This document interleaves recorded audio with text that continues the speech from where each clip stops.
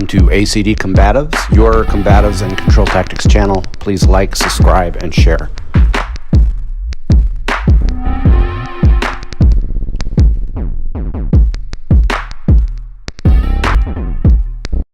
Guys, Kurt here. So we're going to talk about this positional control and the importance of positional control with the whole concept of de-escalation. De-escalation before it turns into a control tactics issue is just good verbal judo, being in your calm, collective mind and trying to explain to the individual their choices. It's like basically being a parent. You have choices. You can do this and this could happen. If you do this, this will happen. If you don't leave, you're going to go to jail for trespassing. If you leave, nothing will happen. Example.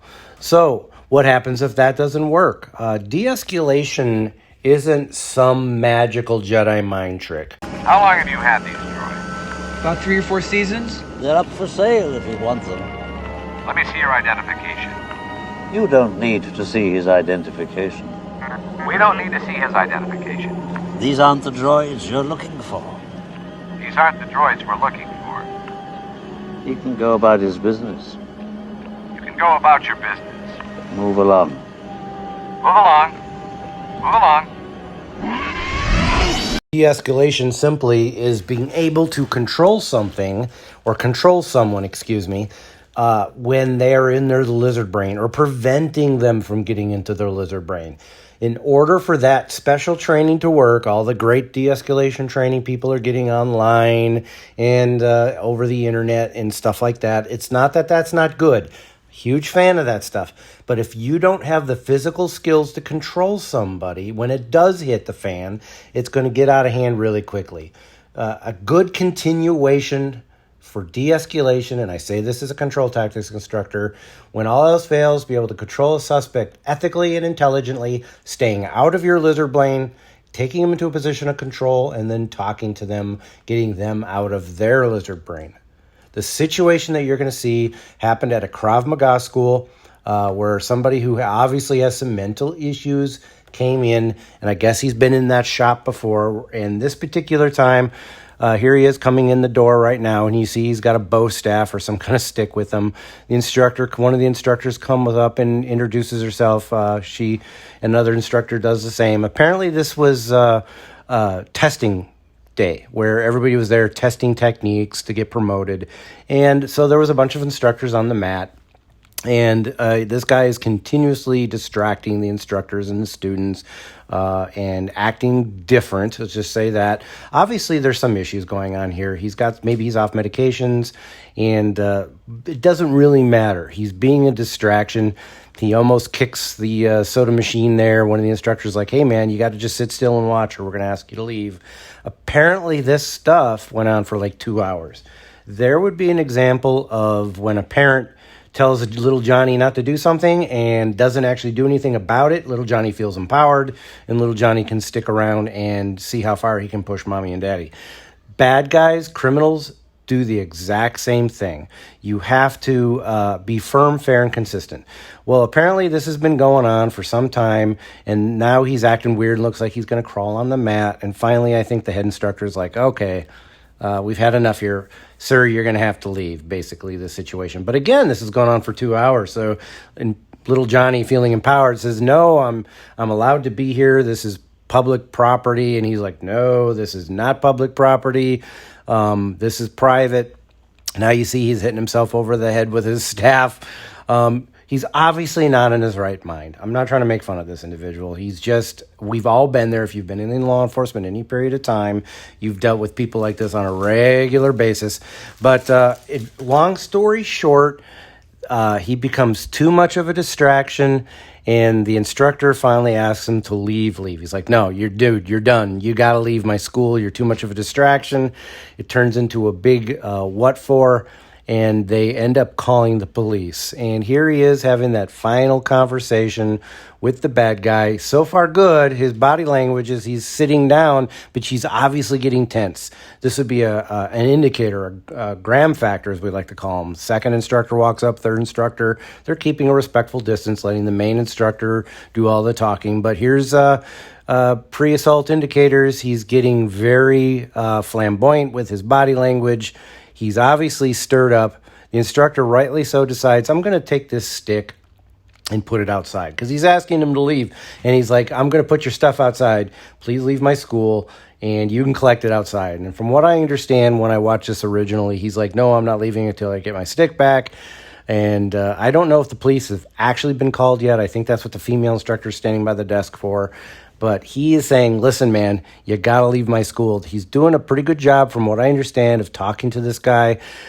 This makes me nervous, how he's putting his hand on his head. I would call these pre-assault indicators. This is a grooming. We've talked about grooming before.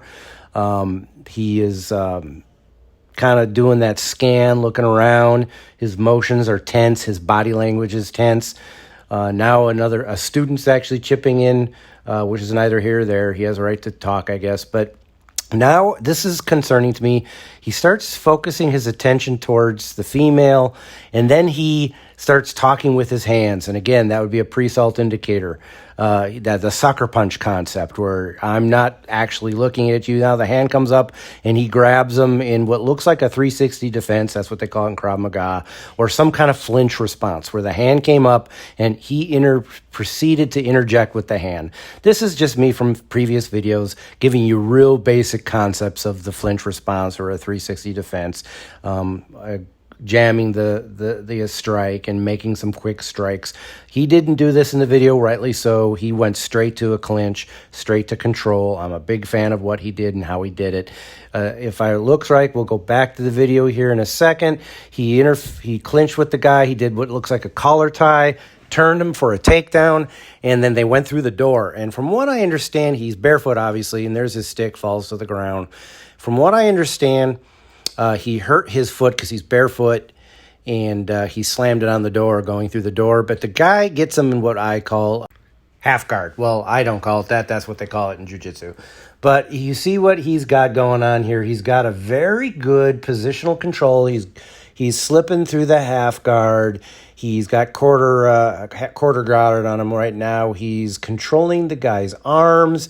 He takes full mount, and he's doing a really good job of controlling the individual. He's got him in what looks like an Americana position, but his arm is around his head, which is neither here or there. You couldn't really finish an Americana that way, but I don't think that's what he's doing. I think he's trying to do just what I was talking about. The reason I made this video is positional control. He's trying to talk to the guy. He's trying to hold him down until the police arrive. The other instructors are kind of standing around. I suspect it's because they're trying to keep the area clear. Now, from what I understand, the head instructor had a knife in his waistband and pulled it out and threw it aside, and then the female instructor came along and collected it right there, which is good. If you have a weapon on you and you don't want it to get involved in the situation, go ahead and clear it. Now, my question was, if you're teaching a martial arts class, why would you have a live weapon on you? I don't allow any live weapons of any type on my person on the mat, unless he slipped it in his waistband before he went and talked to the guy. I don't know. But here he looks like he's trying to talk to the guy. He's working the mount really well. You can't really see it from this angle, but he's using his hooks effectively, or what you call grapevines in jiu-jitsu. Again, he's just talking to the guy, and it's taken for the police forever to arrive. The other instructor comes around and is watching, and if I remember right, he looks over and sees the bad guy's stick laying on the ground, and he picks it up right there. He picks it up. We all know what could happen with a stick. It's bad juju if he gets his hands on it. Jesus Christ! Jesus Christ! Fuck you, bitch! Hey! Jesus Christ! Oh, you fat penguin! Fuck this noise, man! Yeah, I just aged myself. The Blues Brothers, the original. So there you see his grapevines. He's doing a good job of controlling the mount. And here comes the police officer casually walking up. Now, that's good, casual. And what I would do in this situation is, sir, you got this. Just like if somebody was given CPR, I'm ready to take over, but you got this. At this point, she's trying to talk him into letting the guy up. And this instructor, rightly so, is saying, well, I don't think that's a good idea. This guy is and we don't need to let him up right now. She's saying, sir, I'm going to put him in handcuffs. and she takes her handcuffs out here in a second. They're in her hand. Guys, position before submission, or in this case, position before handcuffing. You would never want to put handcuffs on an individual until you have controlled position for handcuffing. And I remember right, the instructor tells her that, and I suspect he's a veteran. He's handling himself really well. He's doing a lot better than the police officer right now. He's literally standing there with her hands in her pockets and trying to say, "Hey, I can take over from here." And if I remember right, at this point, she bends down and puts cuffs on one wrist, which of course is dangerous because when he does eventually let her up, let him up like she insists, he's going to be swinging around a handcuff on one arm. So, guys, don't pull your cuffs out until you've got good positional control for handcuffing. Not just positional control, but handcuffing positional control. You don't want those handcuffs out until then. You can lose control of the situation. Here he goes, transitions to knee on belly, good position of control, because he's going to let him up and let the officer take over. And right away, he's bucking up to the officer. The instructor's still keeping his hand on his shoulder. The officer's trying to control him and talk to him. This guy's in his lizard brain. I say that a lot in my videos because it's important to understand.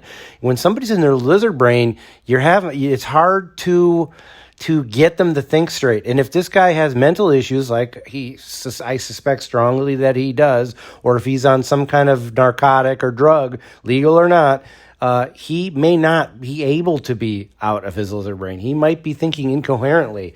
And at some point, you're going to see the entire mob kind of take this guy down because he starts getting extremely combative. The instructor comes in behind him and controls his arms so the officer can try to get him in handcuffs. She's trying to talk him to turn around. He won't do it. Guys, this is a good example of an officer not knowing what to do. She doesn't have the training she needs. Her department hasn't given it to her, or maybe she's a new officer. But guys, this is a good example of not how to handle it. At the end of the day, what I'm trying to tell you is, yes, it's super important to have good de-escalation skills, but it's not always going to work. And you need to continue that concept, that idea, ethically on the ground with good positional control. Tell me what you think, guys. Did you like this video? Like, subscribe, and share. Everybody stay safe. And again, please give me your ideas and let me know what you are thinking. Thanks, guys. Get out. And don't come back until you've redeemed yourselves.